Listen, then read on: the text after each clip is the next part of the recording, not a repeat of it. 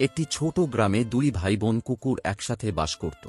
হঠাৎ একদিন বোনটি কুড়েতে জল আনতে গিয়ে পা পিছলে জলে পড়ে যায়। দূর থেকে ভাইটি তা দেখতে পেয়ে দৌড়ে এসে কোনোরকমে বোনটিকে জল থেকে তুলে আনে। কিন্তু জলে পড়ে বোনটি গুরুতর অসুস্থ হয়ে পড়ে। ভাইটি আর দেরি না করে তাকে দ্রুত ডাক্তারের কাছে নিয়ে যায়। ডাক্তার পরীক্ষা করে জানায় চিকিৎসার জন্য অনেক টাকার প্রয়োজন, তবুও সে হার মানেনি। বোনকে বাঁচানোর দৃঢ় সংকল্প নিয়ে সে নিজেই কিছু করার সিদ্ধান্ত নেয়। সে ভাবল ফুচকার ব্যবসা করবে।